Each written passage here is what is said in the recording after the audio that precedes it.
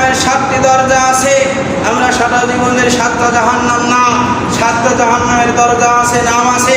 সবচাইতে নিম্নমানের, সবচাইতে খারাপ যে জাহান্নাম, সবচাইতে যে জাহান্নামের মধ্যে যে দরজাতে ঢুকলে আযাব বেশি হবে, সেই জাহান্নামীদের মধ্যে এই দরজাতে উম্মতি মুহাম্মাদীকে ঢুকানো হবে।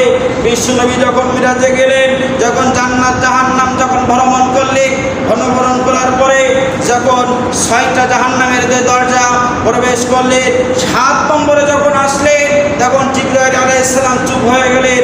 যে বলেন, হে জিবরাইল ভাই, তুমি কেন চুপ হয়ে গেলে? কেন তুমি কথা বন্ধ করে দিলে? এই জাহান্নামের দরজা দেখে যাবে।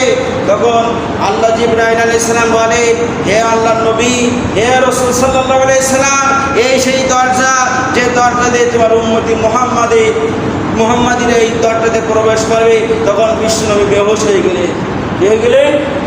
বেহুশ হয়ে গেলে জামার গুনাহগার উম্মত এই দরজাতে ঢুকবে।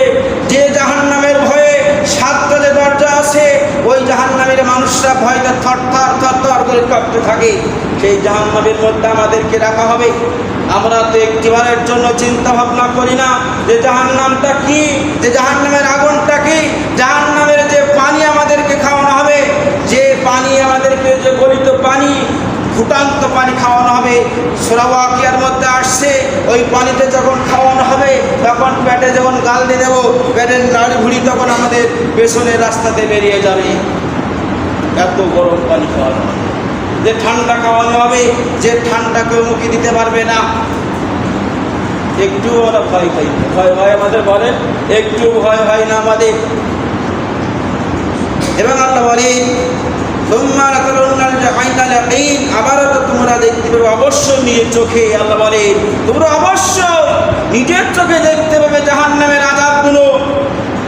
জান্নাতের নিয়ামতগুলো তোমাদের নিজের চোখে দেখা হবে, নিজে দেখতে পাবে, অবশ্যই দেখতে পাবে। কোন দেখবে? আল্লাহ বলে, নিজের চোখে তুমি দেখবে। এই জন্য ভাবতে হবে, না ভাবলে আমাদের বিপদ আছে। আল্লাহ বলে যে